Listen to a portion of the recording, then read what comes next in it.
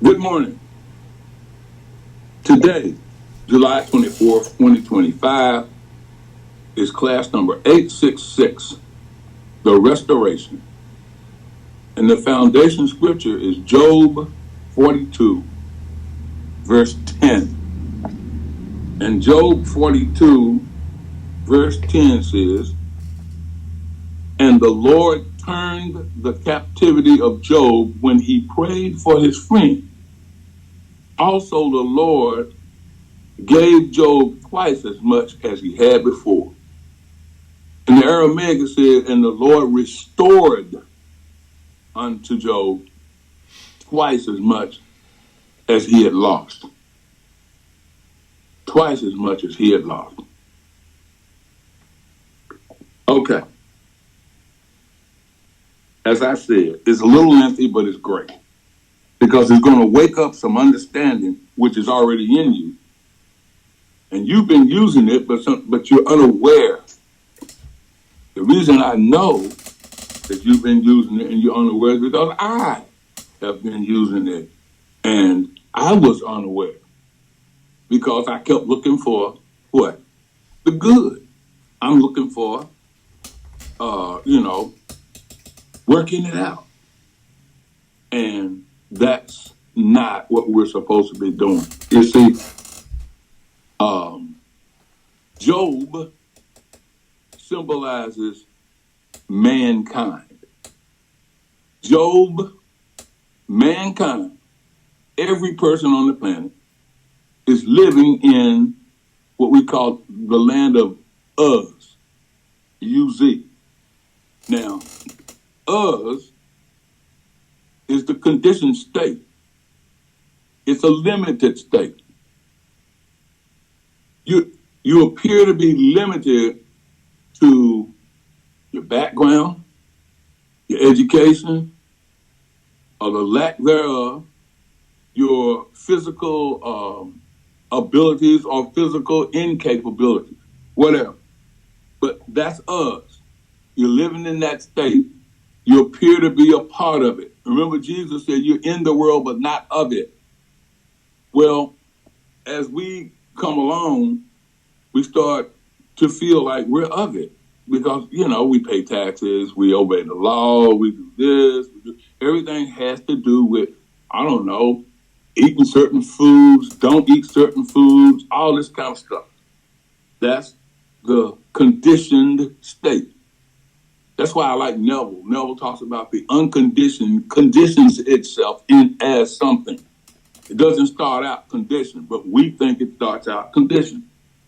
So, mankind really is perfect, innocent, upright, which means righteous, but not made aware of its divinity. None of us were made aware of our divinity when we came up into this world. In fact, Paul says man is first natural and then spiritual. That's 1 Corinthians 15 and 46. Why? Because that's what we were taught. We were not made aware of our divinity. We had natural parentage. We had what? A mama and a daddy. And we were taught that we were natural. That's how we were taught. In fact, when I started thinking about that the other day, and it says, "Call no man." That's what Jesus said. "Call no man on the earth your father." Now, that I've been thinking about that for a long, long time. And I was talking with, I forget who it was the other day, but I said, you know what? Jesus knew what he was talking about when he said that. "Call no man on the earth your father." Because think about it. That all of the troubles of the country. In fact, it was Kenny I was talking to. You see, what do we have? The United States is created by who? The founding fathers. The very thing Jesus said don't do, they have been called the founding fathers. They came here, took over the land, And then after taking over the land, writing a constitution of how it's going to work. And the country, people are living under a constitution which is us, a conditioned state. You know, for there's a law that can convict you, but there's another law that you can get out based on technicalities and all of that. You know, like my mother-in-law used to say, ain't no such a foot. Ain't no such a foot. Meaning, what kind of whatchamacallit is that? That she used to also say that the whatchamacallit. You know, it's like, that's craziness. You in a conditioned state, the founding fathers. They just thought it was going to go on like that from then on. This is utopia, and they're going to be. They never ever saw anything below what they considered to be the right way. Will it be wrong? Will it be right? Now, God is your father, and you've never had another. Man, as we know it, male and female, from the outer, these are the people that God is using to shape and mold the child. Remember, train up a child in the way that he should go, and when he is old, he won't depart from it. I did the best that I could, you know.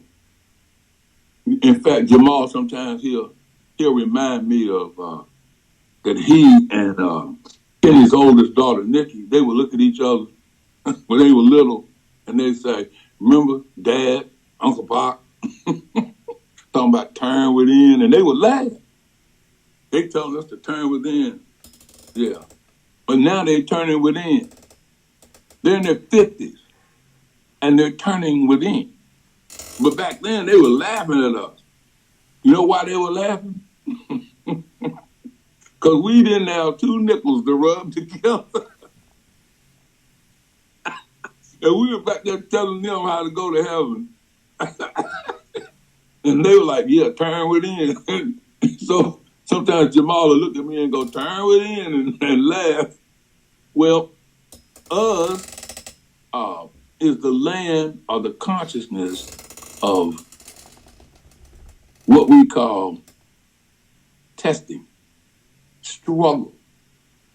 And you're struggling with good and evil, and you're going to struggle with it until there is an awakening. The only way out of the conditioned state is an awakening. In Romans 5, it says, count it all joy when you fall into, when you test it. Why? Because you can be assured, count it all joy, because you're coming to the end. You're being tested, you're coming to the end. And there will be a loss. Trust me in it. You are going to lose on the way to spiritual enlightenment. You're going to lose something. All of the stuff, the conditions of what you think make you happy, what you think you are enjoying, what you think is utopian, you're going to lose that. Because you're going to be brought into the oneness relationship with God. You will lose things related or relative to the consciousness of materialism or the conditioned state. Remember, Job lost 7 sons, 3 daughters, 7,000 sheep, 3,000 camels, 500 oxen, 500 she-asses. This symbolizes everything that constituted Job was God. Now, what I mean by that is the numbers. If you count the 7 and the 3, you get 10. And the 1 and the 0 equal 1. That's the number for God. Well, he had, then you count 500 oxen and 500 she-asses, you get 1,000. But if the 1 plus all the zeros, you still get 1. Now you get 7,000 sheep and 3,000 camels. See, it's numerically what they're trying to tell you is always about God. 7 and 3 is 10. And 1 and the 0 is 1. You reduce things to a single digit. And that's what he was trying to accomplish.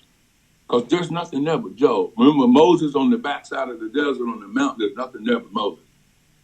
And he's the one that hears, I am the living God, or I am that I am. But that sends you where? Look where he had to go. But before he got there, where was Moses? In Egypt. And what did he do? He lost everything. He was the prince of Egypt. He was taken in as Pharaoh's son. But he lost everything because it came to his realization that he was a slave. But in order to lose slavery, you're going to have to be tested. And you're going to be tested by that conditioned state. What you going to do about this? As Kenny says, what we going to do now, Lippy? There's always something. And you're going to be tested. That's what I meant by, you got to walk through, but you're going to be shown what's wrong and what's right. But the wrong and the right that you're being shown have to do with this world, the conditioned state. So Job realized, he didn't, but this is what Job was. He was the one. And so Job, man, this is another reason that I said you guys should really get that copy of that book, Living Without Strength. Man, according to Joseph Murphy, had, in Sanskrit, I remember when Joel Goldsmith went to study Sanskrit. That's why they talk so much alike. Man in Sanskrit means measurer, measurer. Man is a mind that measures all things. This is exactly what we do. You measure everything. You see, Romans 12 said each one is given the measure of faith. That means man, the mind, has a measure of faith. And you measure out what it is that you're dealing with. And we call this, Charles Fillmore called it, mind in action. Mind, idea, expression. The Trinity. That's who we are. We are created in the image and likeness of God, which is that God, divine spirit, communes with us, soul, and brings about an expression through our body. You are in this world, but not of it. Through trials, we learn to turn within and recognize our oneness with God. God is our father, mother, not human parentage. We are sons of God. God is our father and God is our mother. So we remain in bondage of hereditary concepts and church beliefs until we learn about the creative faculties of the one mind, Christ, bringing the fulfillment of our hearts and desires. Enlightenment ends world hypnotism and false beliefs. I'm going to say that again. Enlightenment ends world hypnotism and false beliefs. You see, that world hypnotism and false beliefs, that constitutes the conditioned state. You're in a conditioned state. Like the man came in and hypnotized you and said, there's a dog in front of you, go pet it. And you just go in and petting away and there ain't no dog there. That's just it. It causes you to function outside of who you really are. So these tests are brought so that you can count it all joy, because everybody in this world is going to go through it. There's no way around it. There's no way out of it. You have to go through it. And you're going to have to realize, oh, wow, I'm coming to enlightenment. And when I reached enlightenment, which is the end of the story, we'll get to that in a minute, that's the faculty of faith, hope, and love. But the greatest of these is love. Why? Because God is love. God is love. And you're on your way to your God realization of the divine self. Now, I'm going to read the first thing out of this Joseph Murphy book.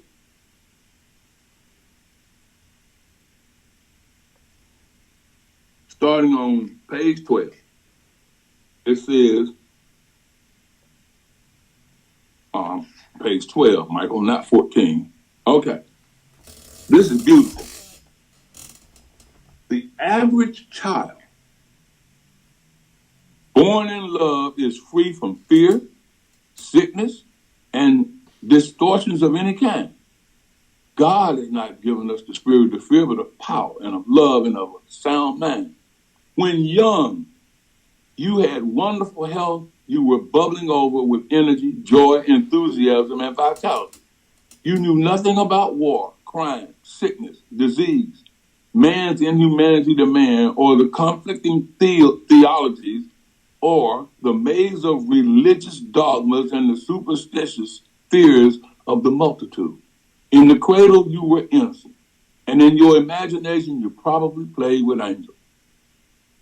Verse 2, your 7 sons are seeing. You're Job now. Remember, you got 7 sons. Seeing, feeling, tasting, hearing, smelling, conceiving, and reproduction. In early life, we naturally use these faculties positively, actively, mostly in good experiences. When these faculties become passive, receptive, and subject to external negative influences and false concepts, they become symbolized as being used as what? 7 daughters. 7 daughters. That means your feelings are now caught up in what we call being receptive to more conditions. Now, remember, initially you had 3 daughters. Job had 7 sons and 3 daughters. The 3 daughters mentioned in verse 2 are in all of us. It is the Trinity, or the creative capacity in all of us, which enables us to bring forth our ideas as form, experience, and events. There were Trinitarian doctrines long before Christianity. The doctrine of the Trinity or triune God was taught in ancient India, Babylon, China, Egypt, and all the countries of the northern latitude.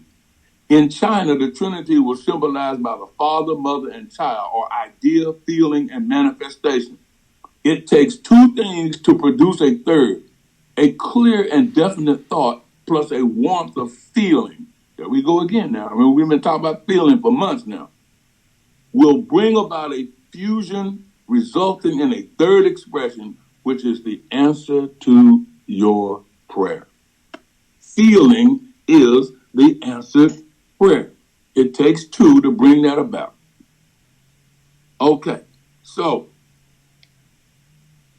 in simple language, the book of Job is telling us about the interaction of the male and female principle within ourselves, or the interplay of our conscious and subconscious mind. Isn't that amazing? Let's see now. I'm going to go to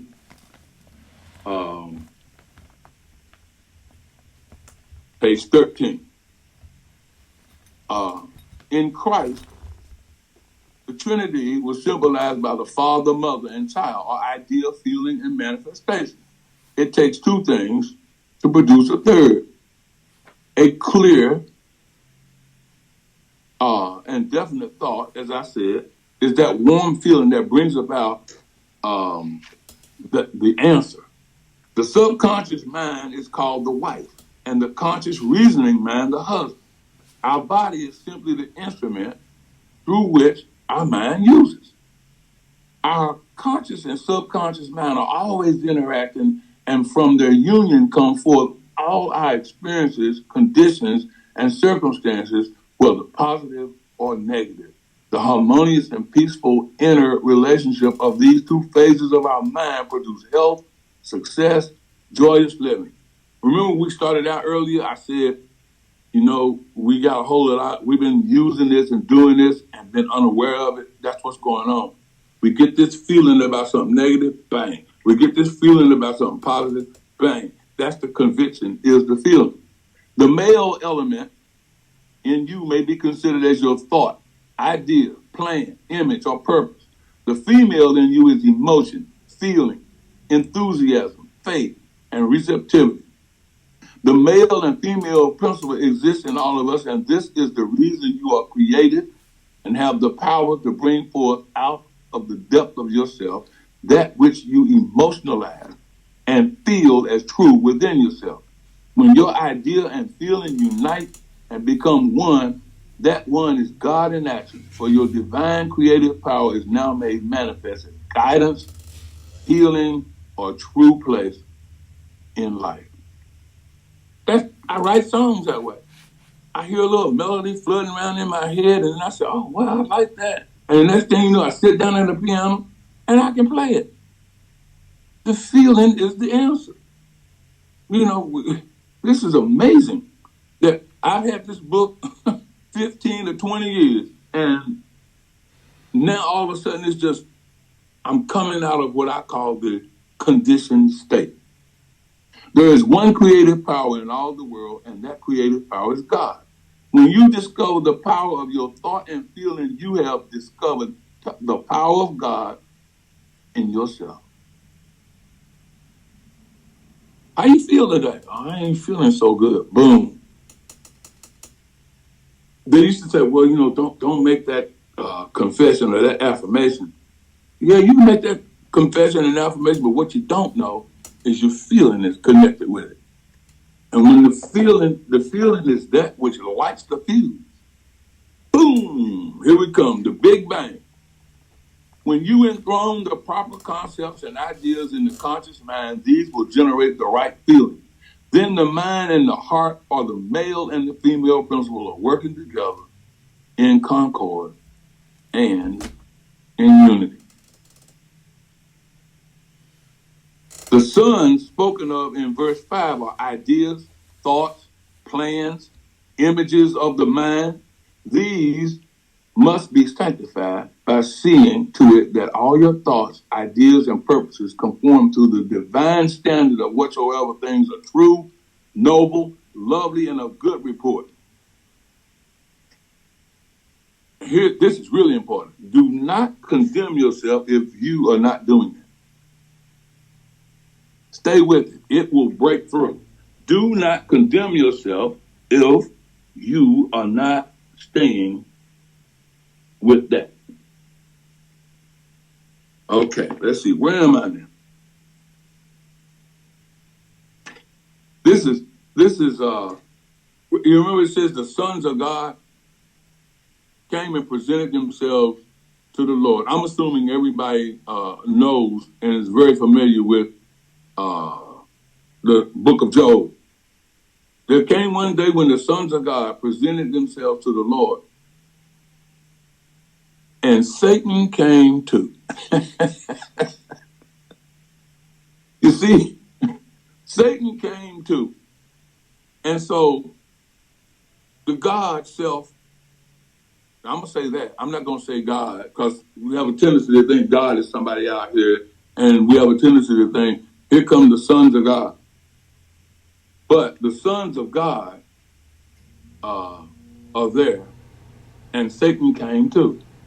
And God, which is really your God self, says, where have you come from?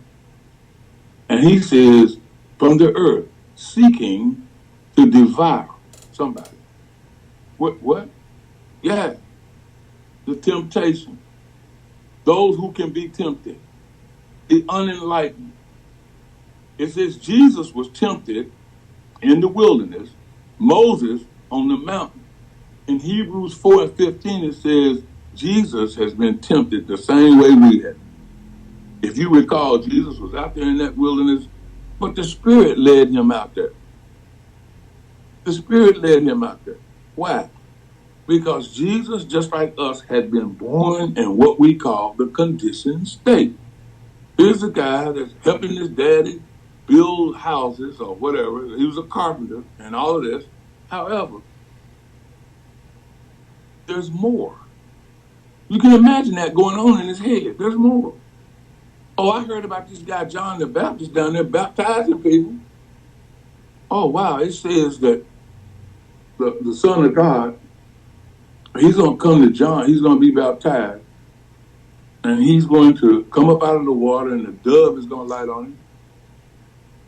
And he's going to be led out into the wilderness and tested. And we have been tested and tested and tested. Well, it's up to us to realize that the thing testing us, those are the errant thoughts that are going on the inside of us. We have to come to a point that we understand that the ideas that are good in our mind are working in concert with our heart. And when we understand this, the male and female principle working together, that feeling comes along and we start walking in the enlightened state of consciousness. That's really where we're at. That's why we're here. We're here to walk in the enlightened state of consciousness where our mind and heart. That sounds like Greg Braden, doesn't it? When the two make peace in the house. Once they make peace in the house, you can say to the mountain, be removed. What is the mountain? All these thoughts that are coming at you, those that are accusing you. You see, the sons in verse 5 are the ideas, the thoughts, the plans, the images of mind. These must be sanctified. That means made whole. Sanctified by seeing to it that all your thoughts, ideas, and purposes conform to the divine standard, as we said, of what is lovely and what is of good report. Now, the sons of God represent good, constructive ideas which come out of the depths of yourself as inspiration and holy desires. Satan, again, is the tempting thought. So how you going to do this? You say, I am rich. Well, no, you're not. Well, I have, to him that hath it shall be given, but you don't have. Show it to me. You have all that. Now, you are told, here we go now. The enemies of your own household are in your mind. You must look within for the evil one or negative thought in your mind. The supposed dialogue taking place between the Lord and Satan, as mentioned in verse 7, merely means the argumentative process of spirit or the spiritual reasoning taking place in your mind, whereby you cast out the opposing thoughts in your mind and accept your ideal. You desire wealth, and an opposing thought comes into your mind that perhaps that you are broke. All is lost. There is no way out. There is no devil going to and fro on the earth planting negative thoughts in our mind, but for every yea there is a nay. The so-called devil is the belief in a suppositional opposing power to God, which creates a conflict in the mind, causing a double-minded state. Remember what James said? If you're double-minded, you will not receive anything from the Lord. What does that mean? That means you're not going to get the thing that you desire because you have something opposing it. Something saying you need to meet the right person. Something saying you need a certain amount of education. You can't get this unless you have that. That's ridiculous.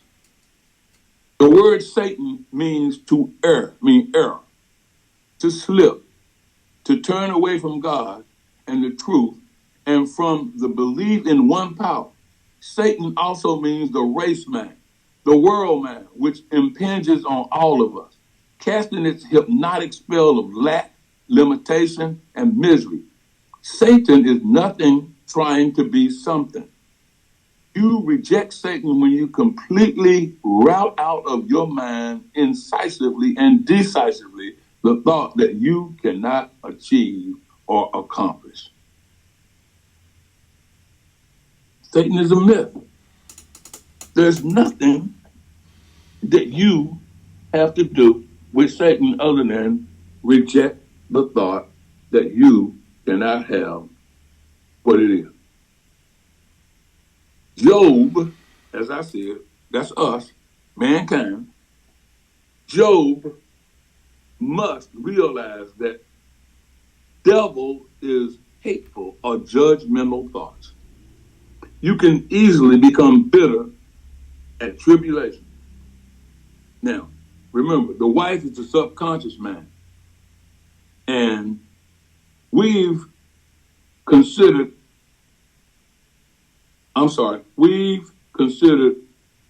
her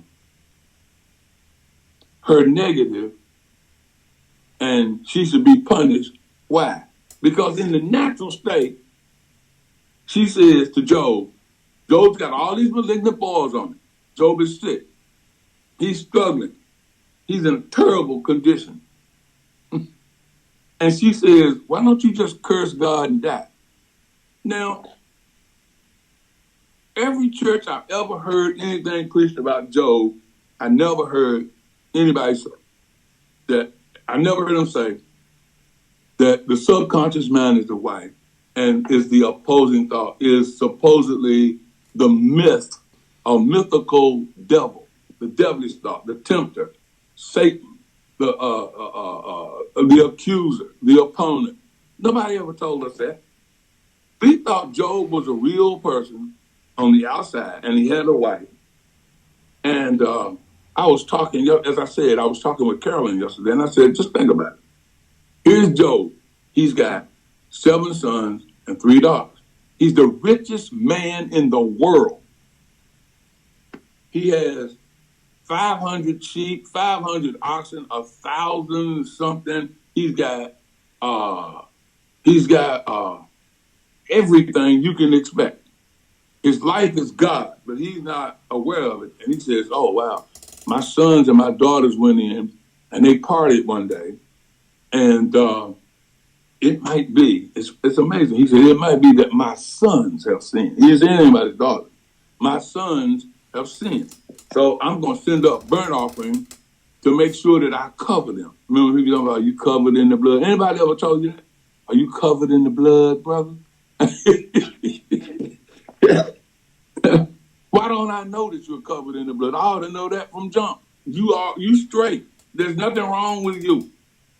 So now his wife says, curse God and die, man. You be better off. Anybody ever told you? Anybody ever told you that? Just let it all fall up in you. You be better off dead. Well, we all know that after that, here comes 3 friends of Job. And they start telling him all about why he's in the condition he's in. You must have done something. Job said, I ain't do nothing. So we keep calling Job, the church called Job self-righteous. Job was doing the best he could with what he had to deal with. He had piled up all of these lavish things. He was the richest man in the world. He had no idea that he was the one that was going to bring it all tumbling down because he didn't have any kind of an enlightenment.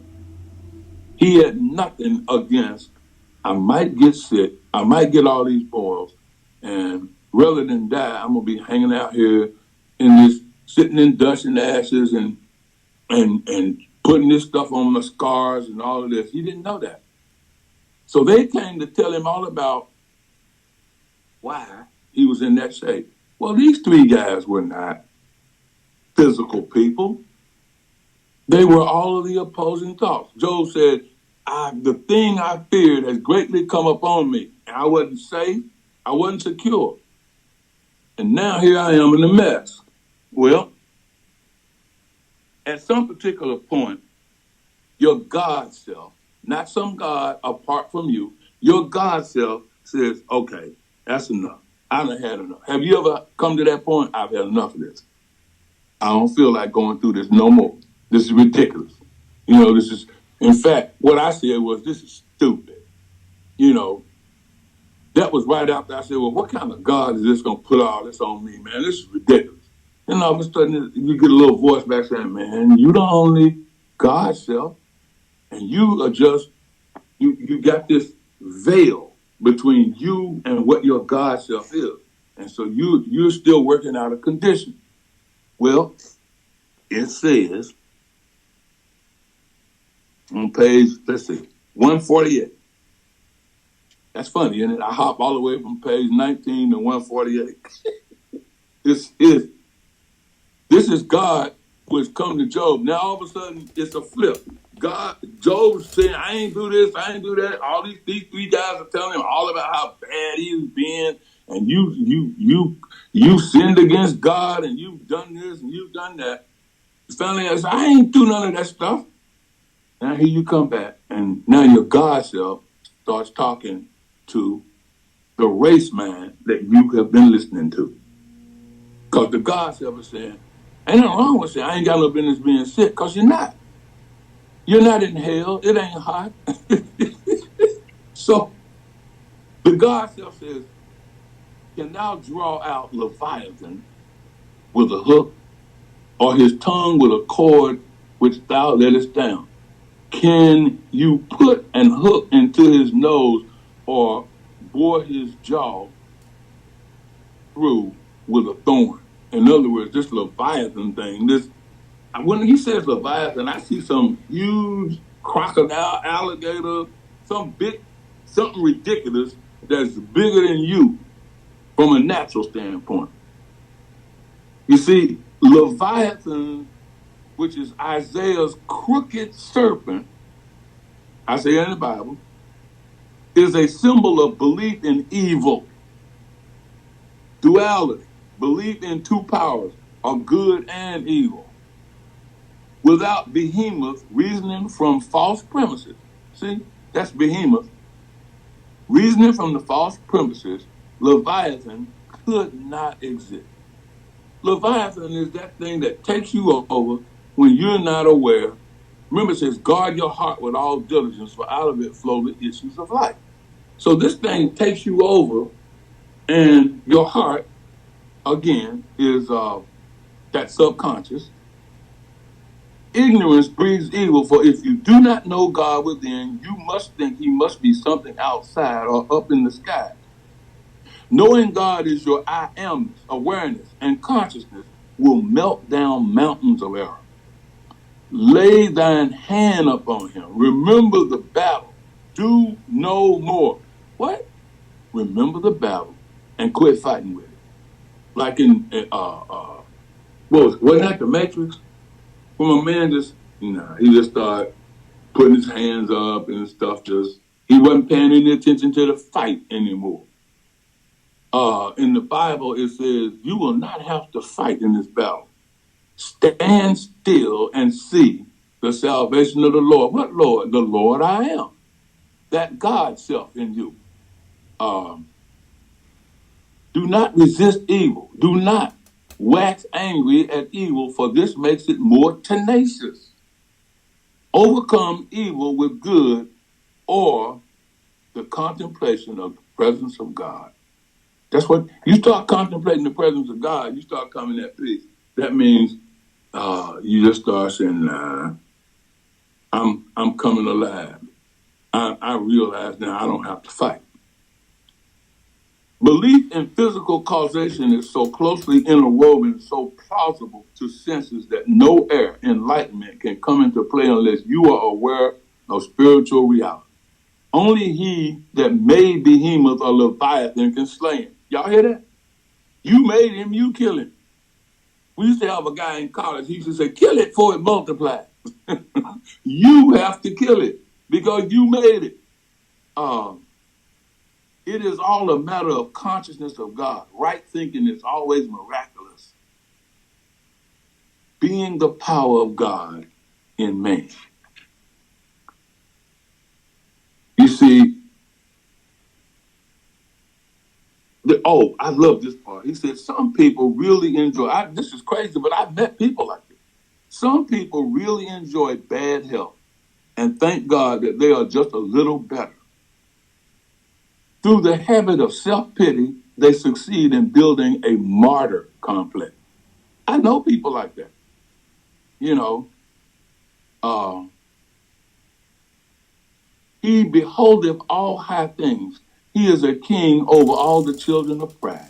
He, Leviathan, sense evidence, race mind, beliefs, is a king over all the children of pride in this way, the sense of evil, sense evidence, is proud of his children.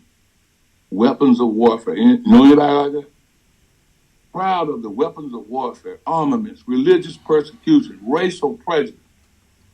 The spawning of evil progeny would not be possible if you would recall the one power and the one presence within and feel a deep sense of its reality.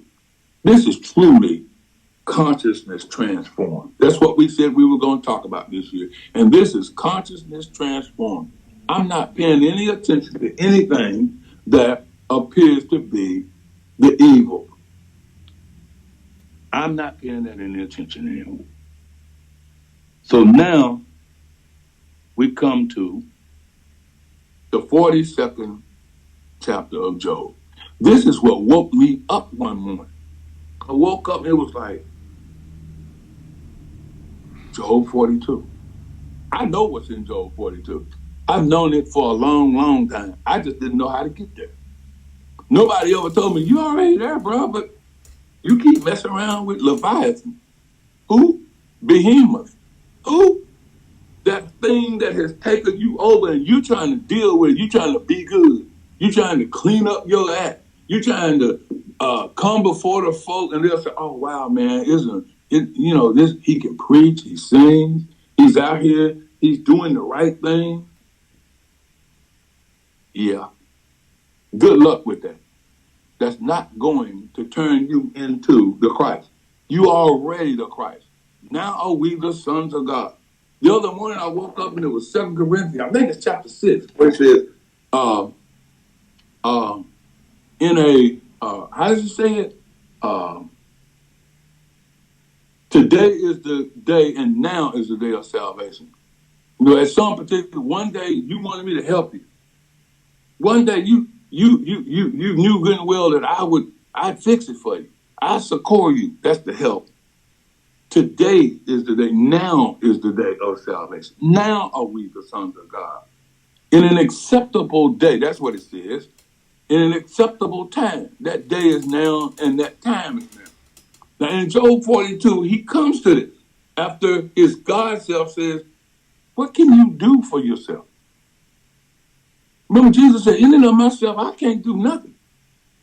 But this Father within me, he doeth the work. What is our foundation scripture for this whole year? Ecclesiastes chapter 3, 14 and 15. What God does is done forever. That which is to be is already been. That which has been is now. You can't add anything to it and you can't take anything away.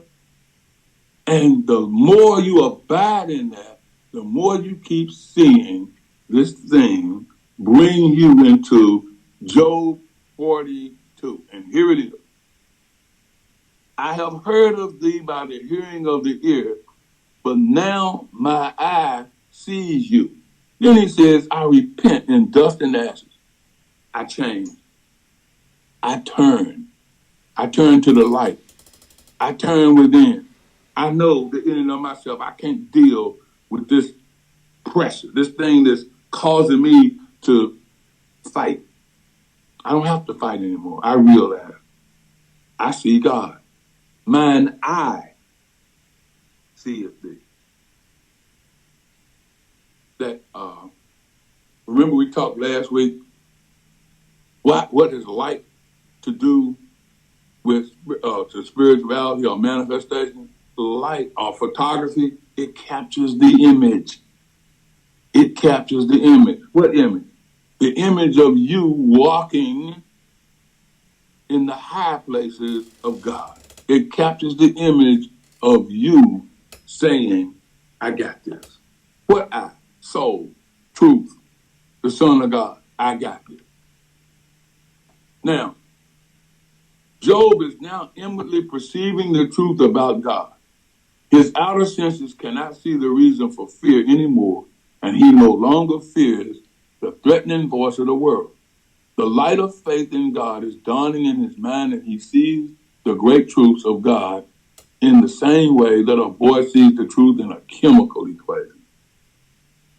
Think about it. It says to each man, we said man is man, a measurer, is given the measure of faith. That man has faith to see beyond Leviathan. Job has a conviction in the goodness and ever availability of the God presence at all times and in all emergencies. The light of the inner one is dawning in his mind, and he understands and inwardly sees the way of God, the way that God works. Job can now affirm the presence of all things good, even though not discernible to the naked eye or the conscious mind. Divine intelligence is now acting as his light, and he walks in the faith of freedom, abundance, and peace of mind. Now, the end of that story of Job is his three friends were told to do what? Go and take sacrifices to Job. Why to Job? Because my son Job is going to pray for you. Job prays for his friends. What do we say prayer is? Trapping God. What is God? The feeling of the truth. No opposition, and God is God's self. Enlightenment turns his captivity to error thinking and restores him to his rightful relationship, oneness. He now has twice as much because it says, and it was so after the Lord had spoken these words, he told him to take, go and sin no more. That's what he's telling these three guys. You didn't talk about me, the truth, the way God is, where I am. You told God, you told Job that he must have been the sinful person, and God says he's upright. He's perfect. That's his God self inside him telling him that. And it says, and the Lord, I'm going to read it from the King James, because the Aramaic does not include this line. But this is important. And the Lord turned the captivity of Job when he prayed for his friends. Also, the Lord gave Job twice as much as he had before. You understand that? When you pray for your friends, you got any friends in your experience that tell you the wrong stuff? You better save up for a rainy day. If you're saving for a rainy day, the rainy day is coming. You better do this. You got friends like that? Somebody that, I need to talk to somebody. No, you don't. You don't need to talk to anybody unless that somebody you're talking to understands their God self and understands how to not fight against error. Job prayed for his friends. He trapped that feeling. He has no opposition. His God self enlightenment, your God self, your enlightenment turns your captivity to error thinking and restores. That's what we talked about, the restoration. God restores unto you twice as much as you lost. Well, what did you lose? Well, just think about it. You lost the conditioned state. Now you get unconditioned. It's a complete 180. You swing totally over into the right. You have twice as much. You get back 7 sons and $3, and you get twice as much. Oh, and it says that everybody in his family came out and gave him a gift. Well, where was his family when he was struggling? They weren't there. I used to sit around here and go, man, nobody comes by to visit. It's been 3.5 years since my wife made her transition. Nobody comes to visit. Nobody says, hey, I don't hardly get any phone calls. I get a call from my brother, my daughter, Jamal is here, and I got a couple of her cousins that'll say, hey, and a couple of other friends. In fact, I couldn't come up with 15 people that were getting in touch with me. But guess what? The enlightened state, it starts out, can y'all see this? Just about like that. Just little teeny, flash of light. But it starts expanding, and it starts taking you over. And it's bringing you into that state where you realize you don't have to fight. Now, this should be the punchline that you've been waiting for, because this excited me. His wife told him, curse God and die. You'll be better off. And if you wonder, well, why wasn't she punished? Well, how do you punish your subconscious? Your wife is your subconscious. The bridegroom, he comes up with the thoughts, and the female in you says, okay, and you marry, and the two become peace in the house, and there is no punishment. There's only a cleanse. There's only the cleanse. Psalm 51, verse 12. Remember him, David? David got himself in the mess, didn't he? Started losing stuff. Lost his son. Why? Set up that boy so he could get his wife. You the king. You can have anything you want. You the king. Everybody is David. We need to quit looking at David as some guy who God favored because he came out and fought with Goliath. Goliath is in you. You are David, just like Job. And you have gone out and figured out a way to get something. I don't know about you, but I have. I have gone out and I cheated on my subconscious. I cheated. What does that mean? I went and got it the wrong way. I figured out how to do it. And at some particular point, you're going to lose that. But David said, in all that mess, everything that what? It says,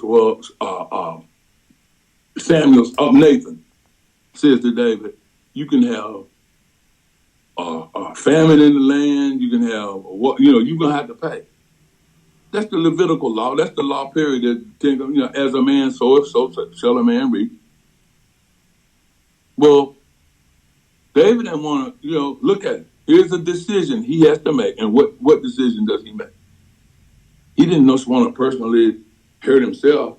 So what does he choose? Famine in the land. But he has to come to a restoration. And he says, restore unto me, Psalm 51 and 12, the joy of my salvation. When you come to the point of enlightenment,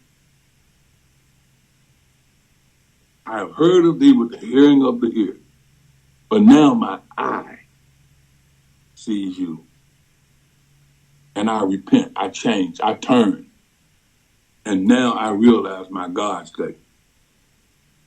That means now I'm through losing. I'm not losing anymore. I am restored twice as much as I lost.